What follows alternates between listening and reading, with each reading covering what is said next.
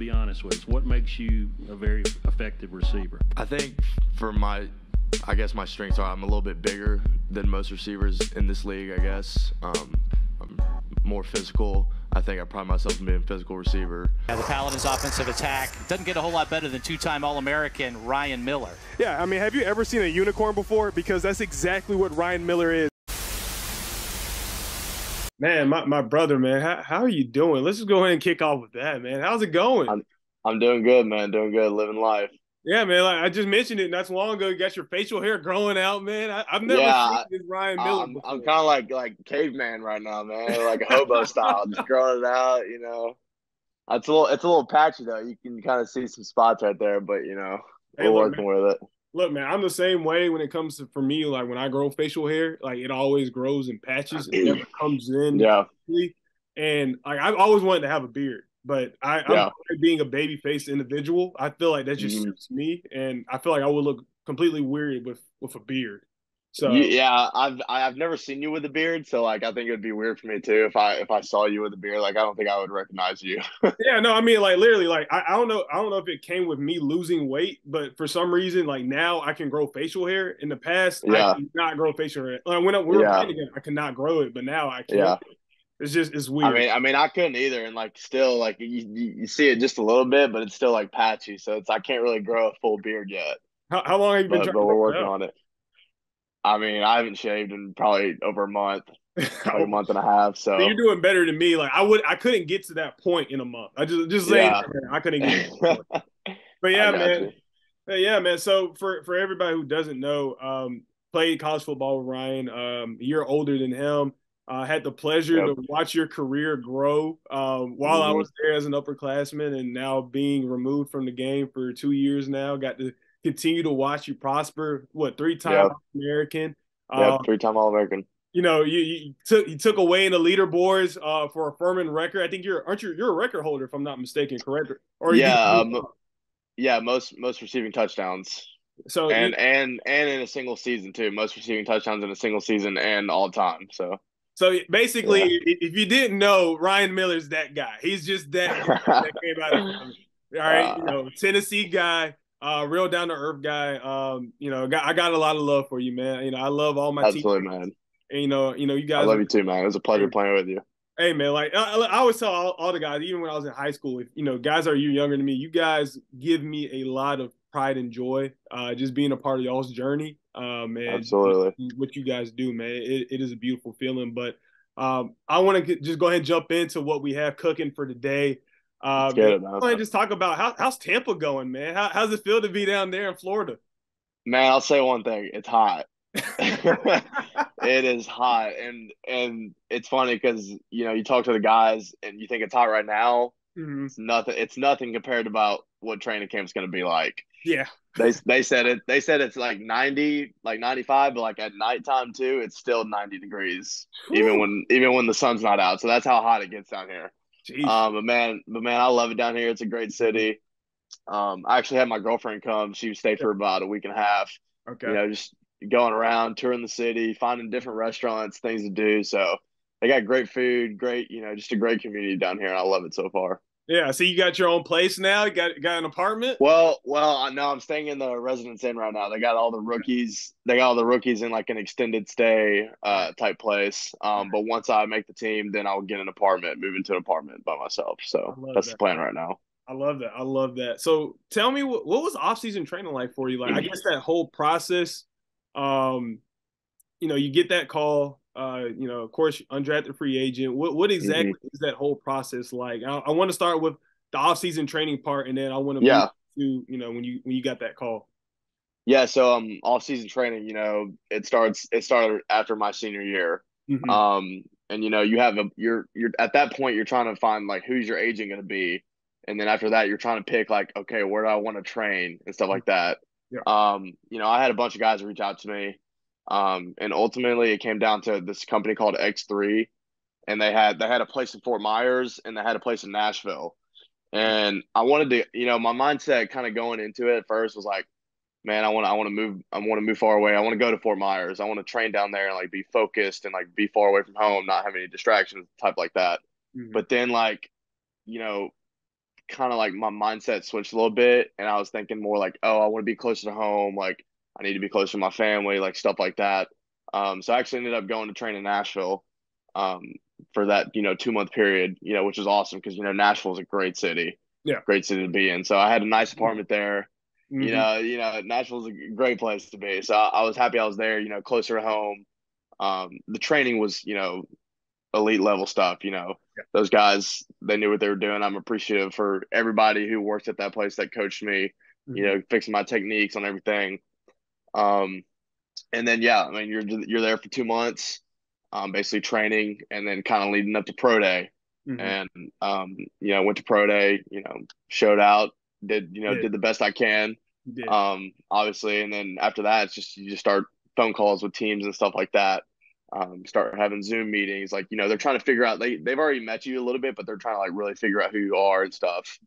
And then, going through the whole process, you get, the speculation stuff, like some teams like you, some teams are going to talk to you. And then like all of a sudden, they don't. And it's just kind of, you never really know. Yeah. So for me, going through the draft process, obviously I had a top 30 with the Packers and with the Bengals. Honestly, I thought the Packers were going to draft me in the later rounds. Because they had done a lot of trading and they had a bunch of picks those last like 3 rounds. Yeah. And just by the way I was treated, like when I went in my top 30 and just the way they kept calling me, my agent, I was on the phone with their special teams coordinator for like 30 minutes and, just phone calls like that. I thought they were pretty interested. I thought they were going to draft me. But, kind of as the draft went by, I started to be like, okay, maybe they're not going to pick me. Like, you got to start, planning for things. Like, you got to be like, what if I go free agent? You got to start planning for things. I was constantly on the phone with my agent. Just like, man, what are we going to do? Like, what's the deal? Yeah. And just kind of the way it panned out, we kept looking at Tampa Bay, and Tampa Bay was like the place to be because they weren't drafting receivers, and they already had a small receiver group to begin with. They only had 5 guys before this draft class started. So we were like, man, like that's the place to be. Like that's where you need to go. And like actually, like middle of the 6th round, we had kind of like cooked that up already. It was like if I go undrafted, I'm going to Tampa Bay. Wow. And that's just kind of how it panned out. I went through the draft, didn't get a call at all during the draft. And then my agents had been talking to Tampa Bay. And like, as soon as the draft was over, I immediately had a phone call with Tampa Bay and they said, hey, undrafted free agent. I was like, yeah, I'm coming. Like, that's where I want to be.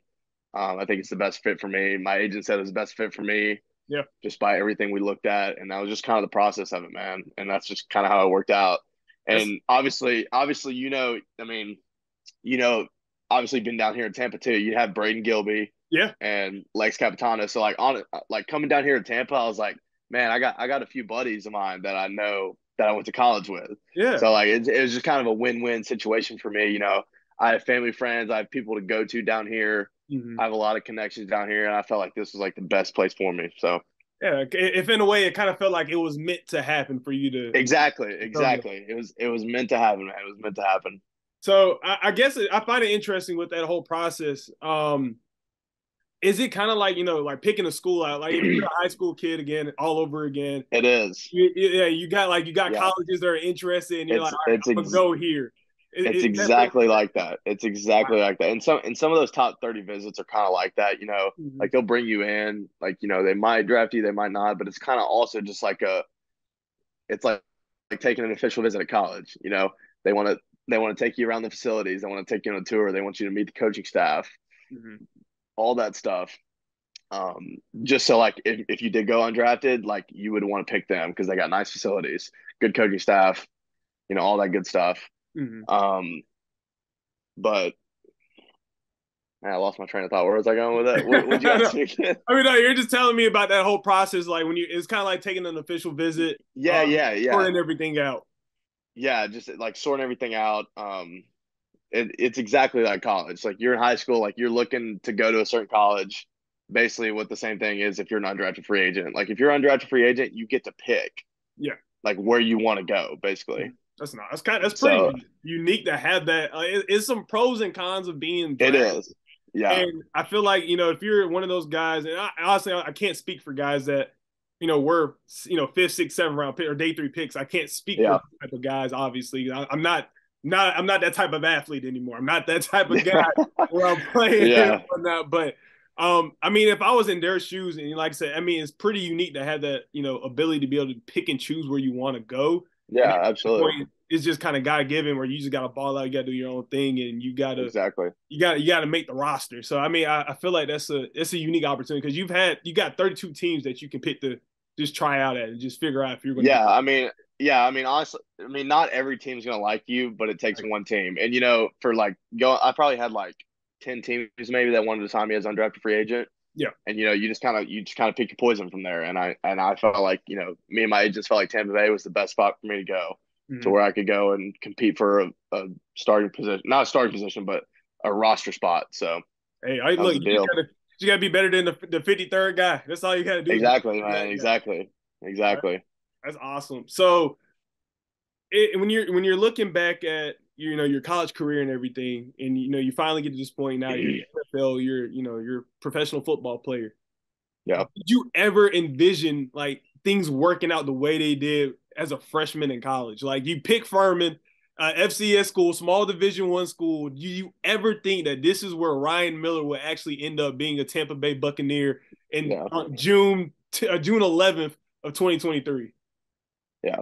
Well, I'll say this, and Coach Verna, he's said this to me a bunch of times. It's not if you go ball out where you are, the NFL will find you. Yeah. Whether that's Division I, Division II, Division III, if you ball out at your place and you dominate, the NFL will find you, and that's kind of the case. But man, for me, like as a kid, like it's a dream. It's everybody's dream to go to the NFL if you play football. Yeah. I didn't really think it was a possibility for me, honestly. Like kind of that fresh, like it didn't really hit me until junior year when I got in All-American. Yeah. Like that's when it really kind of set in. Going into college, I was like, I'm gonna go to play small Division I football. I'm a decent athlete. I feel like I'm gonna have an okay career. And my mindset was like, I'm gonna play football, and then I want to go to PT school afterwards. Right. And like do PT. That was like kind of like what I wanted to do. That was kind of my dream. Yeah. But as you go through your career, like even like in high school, like I was kind of a late bloomer athletically. Getting into high school, like I didn't get too athletic till my junior year of high school, and just kind of took off from there. Yeah. But like same thing in college, you have those first couple of years, I was playing obviously, but then to have that breakout year, my junior year, that kind of just, led up to everything. And I just kept, grinding, kept putting in the work, kept getting better. Obviously all the accolades are rolling in, which helps. Yep. And at that point, and I mean, I give so much credit to Coach Verna because, I mean, he had sent a guy to the NFL from his previous college. He coached wide receivers, sent a guy to the NFL. And like his whole mindset is like anybody can be in the NFL. You just got to work hard at it. And like he like took me and, pushed me to my limits to get to where I'm at today. And, he's just done a lot for me. He taught me, how the NFL works, like, how strict it is, like everything you need to know about it and going into it and like the business side of it. But yeah, man, I just, those last couple of years just balling out and like being where I'm at today, like it's crazy. Yeah. But got to give glory to God, obviously, and everything. But he's blessed me in my life and what I've been able to accomplish at Furman and what I hope to accomplish in the future. So yeah, I mean the crazy thing is, I've been on a like kind of more of a a deeper dive into my own my own belief system, of course, believing in God and really digging deeper there. And it's funny, you say you like he's got to hear you, he's got to you to this point so far, and it's like he's not even done yet. It's kind of like this is just the beginning of your journey. It's crazy, yeah. Where things can take you, but I really want to talk more about Coach Verna because every time on Twitter, I would look on Twitter during this time before the draft has even happened. I'm seeing him vouching like crazy for you. I know, dude. Look, I knew you had speed. I knew you had speed. I've seen it in person. I knew you had that type of speed. I didn't know you were 4.48 fast. I didn't know that. I would have probably gave you 4.5, maybe 4.58 But 4.48, I was like, yeah, he's going to the NFL. No, man, At that point, I knew. I was running 4.4s in training the whole time, so I knew I was going to run somewhere in the 4.4s. Yeah. But yeah, I mean, Coach Furman, man, he's just a biggest supporter, man, and like he wants it. He wanted it as bad as I want it, you know. Yeah. Just because, I mean, obviously for your coaching career too, when you say, hey, I coached a guy that went to the NFL, you know, he can say that. Yeah. And that elevates his coaching and his career and stuff like that. But man, yeah, I mean, I give a lot of credit to him. You know, he supported me, obviously, with all the videos and stuff on Twitter, just trying to get my name out there and stuff. You know, talking to all the scouts that came in, you know, putting in good words. You know, he did all of that for me, and I can't thank him enough. So what was it like playing like underneath him? Obviously, you know, he was your position coach for what? He was only your coach for what? One yeah, season? he was my coach for 3 years. 3 years. Okay, 3 years. Yeah, 3 years. Yep. Yep. So what was that like, you know, having him as a position coach and really getting to kind of under his wing and whatnot? What was that process like for you? So obviously, you know, Coach Duke was my coach before, and you know, I love Duke like a brother. You know, the coaching styles were very different. With Duke, you know, it was just kind of, you know, we learned a lot of like blocking techniques, which helped me a lot in my you know, game and stuff. When Coach Verna got there, he really because he was a receivers coach, he really coached me on how to be a receiver. Yeah. Because obviously, looking at me, you know, I'm not going to be a true tight end in the NFL. So he saw the vision for me and what I could become. Yeah. And man, just helped me hone in my skills, like technique, like every single day.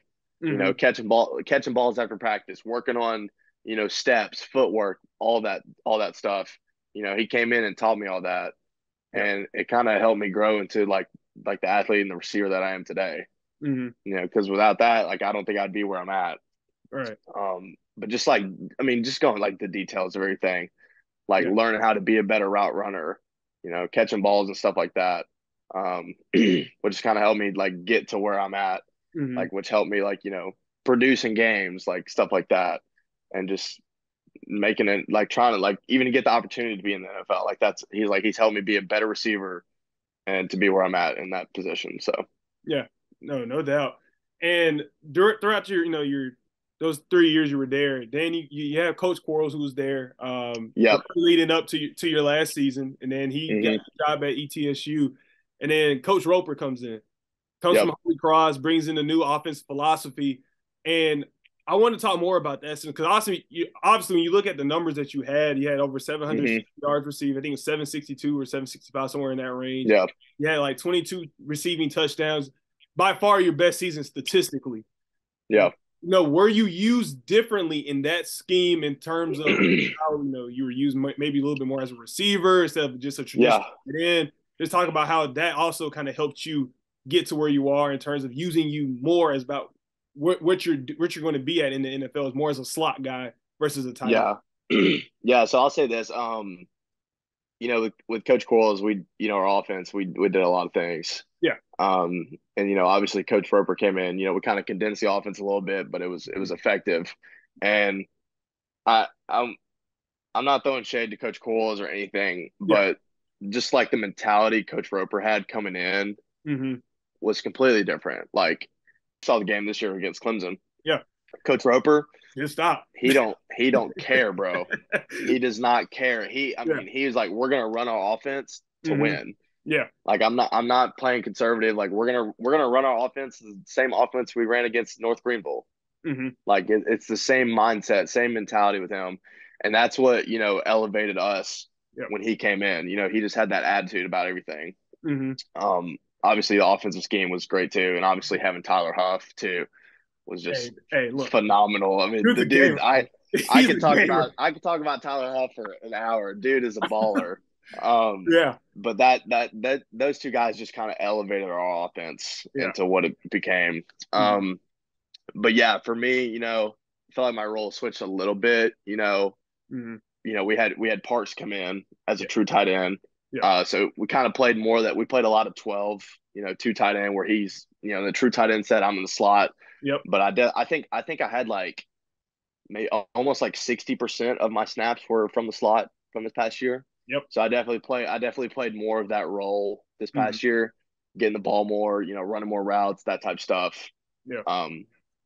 And yeah, that just kind of, I had, and like same with what Coach Vernon was teaching me, like that was going to be my role for that year. So I had to be a better receiver than I was like a true tight end. And like just kind of transitioning to that, that's, playing slot receiver in the NFL, is kind of where my bread and butter, where I think I could fit. But honestly, like I'll tell you right now, being like I've played all three positions. I'm having to learn Z, F, and X. So I'm playing outside receiver, I'm playing inside receiver, I'm doing it all. I'm trying, but that's what you got to do in the NFL. You got it, like, especially coming in as a rookie receiver, like you need to be able to play all positions, because you got to be that guy. Like if somebody goes down, like you can go there. Like, and it's not just knowing that position, it's knowing the whole concept. And that's also another thing that Coach Vernon was teaching me too. Like when we study plays in college, it's not just knowing what the Y is doing or what the F is doing. Like he wanted me to draw the whole concept. So if we get a play call, you need to know what the Z is doing. You need to know what the X is doing. You need to know what the freaking running back's doing. Yeah. You need to know the QB's progressions, what he's reading. And that's the whole thing about the NFL. It's that much more detailed. Yeah. Like just knowing your reads. If we need to check to something, what every position, like what routes they have. It's the whole concept. It's not just one person. And that's just kind of the way the game goes and the way it is elevated from, college to the NFL. So I mean, I'm having to learn a lot. Obviously I feel like I can, do more from the slot position, but you just got to be able to know all positions, and that's just kind of the nature of the game. Yeah. During your time so far with the Bucs, I know OTAs just ended, and probably just ended for you guys, if I'm not mistaken. So you probably got we just finished on Thursday actually. Yep. Okay, so yeah, how's that process for? I've seen different videos from like different NFL teams, but I'm curious as a rookie, how's that for you? I mean, it's pretty cool. Just being in the locker room with guys you watch as kids. Baker Mayfield. I grew up an Auburn fan, and you got Carlton Davis and you got Jamel Dean, who both played at Auburn. Yep. I watched them when I was in high school. So it's kind of just like you're going against those guys every day. Like it's crazy. Like it's absolutely nuts. But man, OTAs was good. For us, we were like practicing, like full speed, like not in pads or anything. We're in our jerseys and helmet. Right. But we had some up tempo practices. Just going full speed. It's more of a mentally just learning the playbook right now in OTAs. But yeah, man, OTAs were good. It wasn't too taxing of a schedule. I'll say, like we would go like Tuesday, Wednesday, Thursday, and then have like a 4-day weekend. That's and nice. then they get right back to it. So it's been pretty nice, man. I'm not gonna lie. We got a lot of downtime. But obviously when you're in the NFL, you're a pro now. You got to use that downtime. You got to study your playbook. You got to get treatment when you need it. You got to heal your body and get ready for the next practice. But that's what it's kind of been like. But it's been good, man. It's been good. But we got a mandatory mini camp coming up on Tuesday, so I'm excited. Exciting. Yeah, I was about to say that's exciting. So now with all of that, have you kind of made, like, I guess, kind of got like a mentor or anybody that you talk to, maybe like a Mike Evans, Chris Godwin? Chris Godwin. Chris is one of the nicest guys that I've ever met. He's so genuine, down to earth. Asking questions all the time. Just how can I fix this? What am I doing wrong? How are you running this route? What do your steps look like? Just all that. He's more than willing to share his opinions about stuff. But Chris is a great guy. Yeah. Mike is a great guy too. I mean, they're both just incredible guys. Obviously, I think the first day when Mike was here, like we were all like after practice just sitting in our chairs, and Mike came and brought us a bunch of towels like that we use for the shower. But he just came and brought towels and set them by everybody's chair. Like that's the type of guy he is. Just like looking out for other people. But those guys are great mentors. Obviously, they've been in the league forever. But yeah, it's really cool to be in the same room as those guys and learn from them. Yeah, I mean, look, I've watched Mike Evans play a lot. And, especially when you're from Georgia, you kind of Fox is always going to have those Falcons versus Bucs games that come on, or you may have the Bucs in the local area. You see them playing against the Saints or whatnot, especially when TB12 was there. You see those things. Mike Evans is a heck of a receiver. Chris Godwin is another heck of a receiver. So that's pretty unique for you to be able to kind of get to learn from both of those guys and just absolutely and see that. Absolutely, it's crazy. Yeah. Yeah, no, that's awesome. So I want to backtrack some and talk a little bit more about your senior season at Furman. Yep. I'm not gonna lie, and it's probably gonna be bad for me saying this, especially towards like with Paladin fans that will definitely end up listening to this interview. Mm-hmm. I'm honestly a little shocked that you ended up staying your final season, and I'm not saying it in a bad way. It's just that the way things were trending for you, I would have thought that you probably would have maybe hit the portal, went to a bigger school. That way, it would have helped grow, your reputation and your profile. That's what I was thinking. I'm not the only one who thought that. Yeah. I'll be the only one that will say. I'll be the first one to say that's what I thought was going to happen. And Yeah. not to discredit your loyalty to the program or anything, I just saw it more as a business decision to do what you had to do. But you decided to stay. Where at any point did you consider the thought of maybe transferring, or did any schools reach out to try to sway you? I know you can't say not even chance, and here's why. Mm-hmm. So first of all, there's a lot of factors. I wanted to graduate from Furman. Right. Like just in case this whole football thing doesn't work out, Mm-hmm. I have a degree from Furman University, and a lot of people can't say that. Yeah. Which is going to help me in my career after football's over. Mm-hmm. With jobs and stuff like that. So that was first. I wanted to graduate from Furman. That's why I stayed. Obviously, I didn't redshirt as my freshman year. Right. So this last year was like my last year, and I actually had to stay because I had to take 2 more courses, like to graduate from Furman. But that's what I wanted to do. I mean, I could have left and gone to another school, but I wouldn't have graduated from Furman and done that whole ordeal. But I had a few schools reach out to me. You don't have to say who they are. You don't have to say who they are. I don't want to get them in trouble. I know. It was a couple, Power 5 and like it was more so like Group of 5 teams. Yeah. Those kind of teams reaching out. But no, I didn't really. I mean, I had no desire to go anywhere because obviously I wanted to graduate from Furman, and then like second, like why would I go to another school and like maybe be like average when I can be the guy at the school that I'm at right now and produce and get noticed more. I mean I could have gone to like Tennessee, and then I would just be like another 3 or 4 receiver. I wouldn't be like the number 1 receiver. I wouldn't be like the guy that they always go to. So that was kind of my mentality of it. Like I feel like being at Furman that last season, I feel like I would get more exposure that way by showing out than going to a bigger college and kind of being like under the radar a little bit. So that was kind of my decision behind it. Yeah. Why I wanted to stay. And that was it for me. I just wanted to graduate from Furman and get a degree from there. That's actually pretty cool to say all of that because, I mean, like I said, in my mind, I would have thought, been like, all right, look, man, he's a 2-time All-American. He's more than likely he's going to get his 3rd one this year. I'll say this. If I had another year of college football, another year of eligibility, I would have left probably. Okay. Because I would have graduated from Furman, and then I would have that degree, and I was like, hey, I got 1 more year of college football. Like maybe I'll go play somewhere bigger. Yeah. Just to experience that, maybe get noticed a little bit more, and then move on from there. Yeah. But man, it couldn't have worked out any better. Yeah. The way it did. So I agree. Because I mean, my thing was always with Furman was, I made a decision to spend 4 years there and, to get my degree there. That was always my thing, no matter what. The thought of transferring didn't really enter my head at any point while I was at Furman. Yeah. I just knew I wanted to graduate. Like I met a really great girl there, had you guys there. So it's kind of like I have everything that I needed.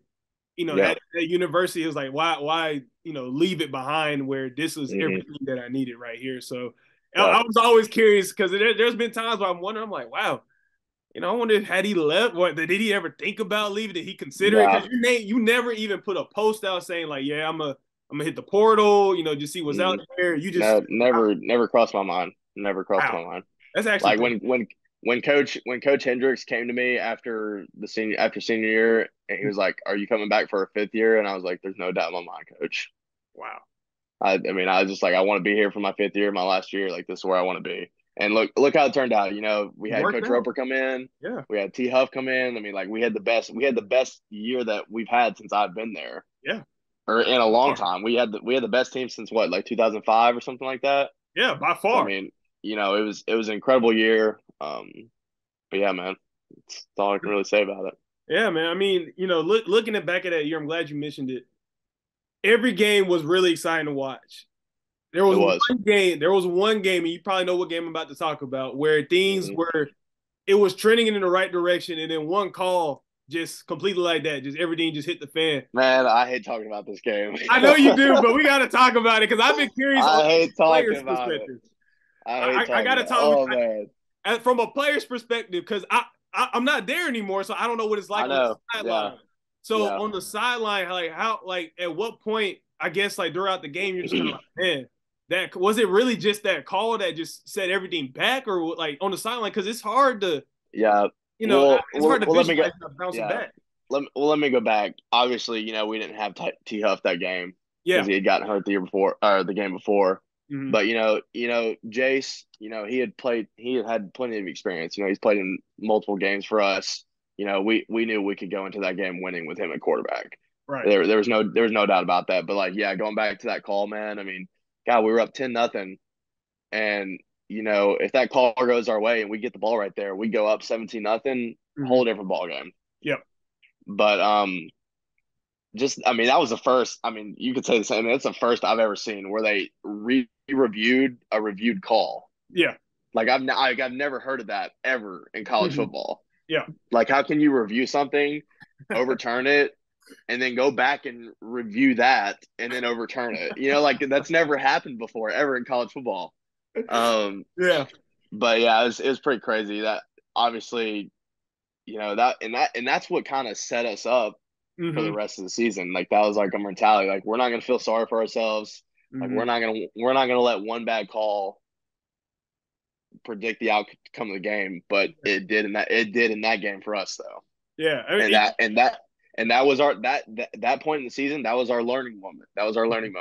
Yeah. We were like, we can't be doing that shit again. Yeah. But yeah, it definitely just flipped the script for us. I mean, we were so just down, and they had scored a touchdown, and we obviously the defense, they just couldn't stop the run, which was weird because they were running the ball, they had 3 rushing touchdowns, which Sanford is known for their passing attack, but they had 3 rushing touchdowns against us, which was just kind of just totally changed the outcome of the game for us, and just our mentality. But we bounced back after that. So I'm about to say, you always gonna have one of those games where you kind of get punched in the mouth, and it kind of makes you reevaluate everything. You're like, well, yeah, we got to make sure every game, no matter what happens, we just got to treat it exactly the same. Every situation, we can't blink. You just really can't. You can't blink, and obviously for that game, we just let things get out of hand too quickly. Even though we can't feel sorry for ourselves in that situation, because the call didn't go our way. Yeah, they go score, but still the game's 10-7. We're up by 3 at that point. The game's totally in our hands to go out and perform and win, and we just shut down after that. Yeah. I can't really explain to you what happened, but we just shut down, and we just didn't get it done. Yeah. And they ended up winning the SoCon, which hurt, man, because I'm sure you were watching it too. That last game they played against Mercer. I was on the edge of my seat. We were the biggest Mercer fans that game, man. We were all sitting in the locker room after we had just beaten Wofford. Yeah.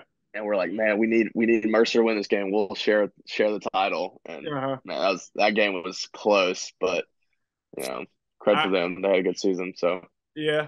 No, look, I'm a big fan of Coach Cronic. I love Coach Cronic to death. And I did too. Yep. Yeah, watching that game, I was like, you know what? I'm really hoping that Mercer pulls this game off, because I really hoping you guys get a share, because like you said, probably the best. That was the best Paladin team I've seen in a while, and I played with some really good guys at Furman.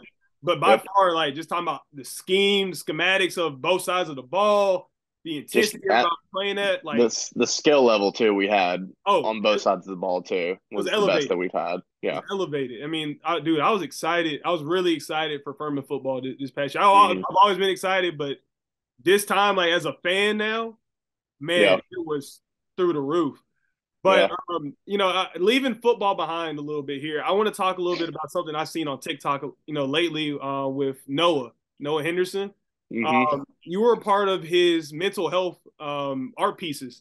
There was you were sitting in a film room. I think it was the offensive line room. It might have been the tight end room or one of those rooms. I don't know which one exactly. what exactly went behind, that thing? I don't really know too many of the details. But I knew he was doing that to raise awareness because there's always going to be mental health issues for athletes. Yeah. And I'll say this, like Noah too. He also kind of had a little bit of a bad experience, at Furman.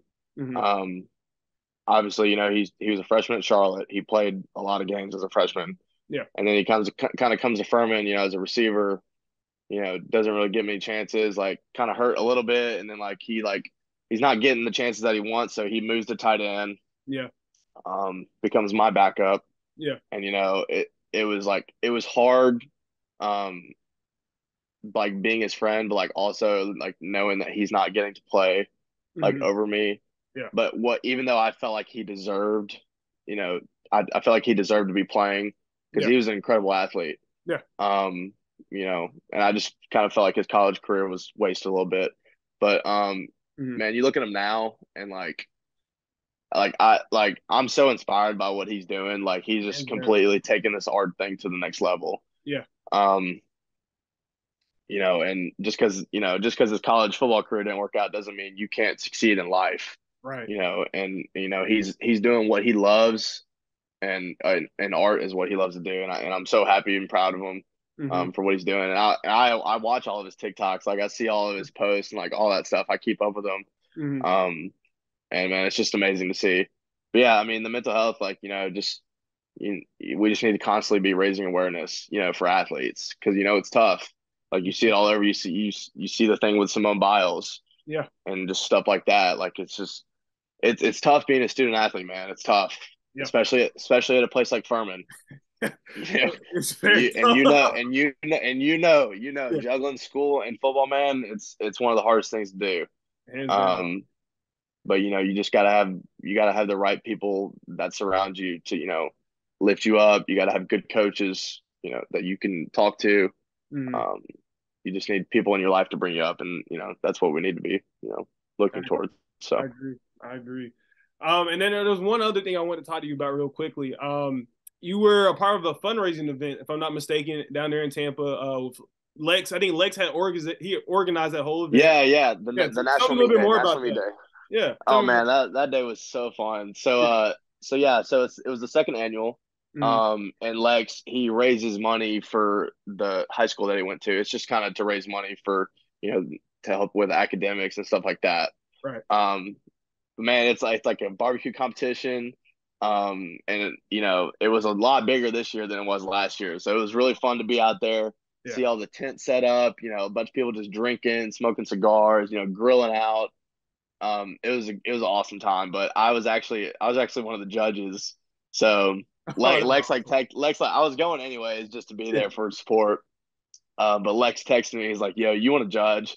I was like, "Yeah, why not, dude? I'll do it." And the categories were like seafood, land animals, exotic, and then pork.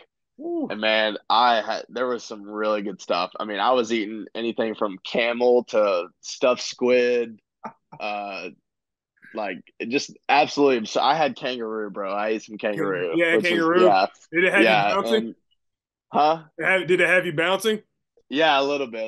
Yeah, not Lex's though. I told Lex though his kangaroo sucked. It's not good.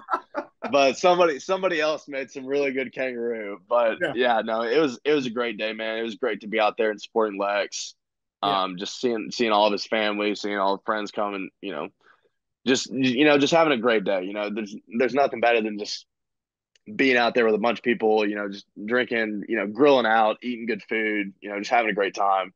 And I'm glad I was able to be there for Lex and support that. And we actually had a few other guys too, like Danny and Nikki drove down. They came and supported. They helped.